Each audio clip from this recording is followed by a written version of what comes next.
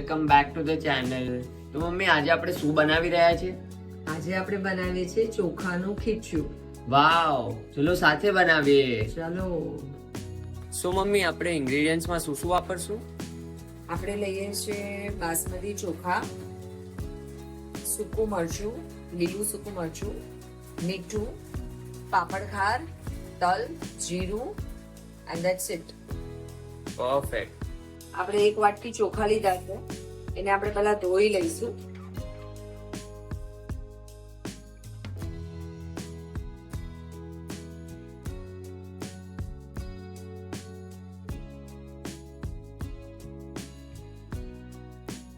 આપણે ચોખા ધોઈ લીધા છે, માપીને પાણી એડ કરશું. એક વાટકી ચોખા છે એટલે એ જ વાટકી 3 ગણું પાણી નાખશું. અને આપણા ચોખા જો જૂના હોય તો પાણી થોડું વધારે જોઈએ. આ ખીચું એકદમ સોફ્ટ હોય એટલે પાણી થોડું વધારે હોય તો વાંધો ના આવે. જનરલી 3 ગણું પાણી કાં તો મેક્સિમમ 3.5 ગણું પાણી ઇનફ છે. હવે આમાં આપણે જે બધા મસાલા પડે એ નાખશું. સૌથી પહેલા આપણે મીઠું નાખશું 1.5 ચમચી. પછી આપણે પાપડ ખાર નાખશું, સાજીનો ખારો એને કહેવાય છે. એ આપણે રફલી પોણી થી 1 ચમચી નાખશું. પરફેક્ટ. મરચું નાખશું ગ્રીન, એવી તમને જે રીતે તીખું જોઈએ એ પ્રમાણે નાખશું. મેં 1 ચમચી નાખ્યું છે. અડધી ચમચી જીરું, 1 ચમચી તલ. હવે આ બધું આપણે સરસ રીતે મિક્સ કરી દઈશું.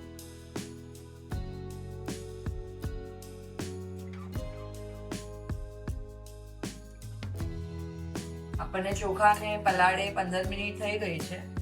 હવે આપણે એને કુકરમાં મૂકીને સીટી લઈ લઈશું. પરફેક્ટ.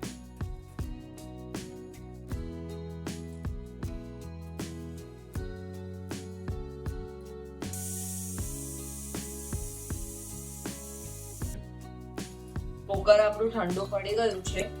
હવે આપણે એને મૂકી લઈએ. આવી રીતે આ પાણી ઉપર આવી ગયું છે, એ પાણી આપણે અંદર લઈ લેવાનું. બહુ સાચવીને, કારણ કે ખૂબ જ ગરમ છે.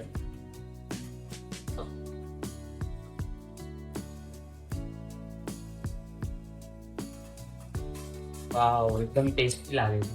હા, એટલે હવે આને આપણે થોડું ગરમમાં ને ગરમમાં જ હલાવી લેવાનું. બરોબર. આમાં થોડું આપણે ઘી નાખી દઈશું. ઘી નાખવાથી એકદમ એનો સ્વાદ સરસ થઈ જાય છે અને તીખાશ પણ માઇલ્ડ થઈ જાય. કોઈ વાર કોઈને ઓછું તીખું જોઈતું હોય તો. અને હવે જરાક એકવાર આપણે જોરથી ફાસ્ટ હલાવી દઈએ.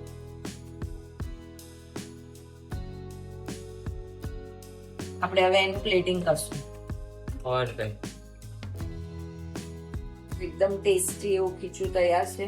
એની પર આપણે થોડો મેથીનો મસાલો નાખશું.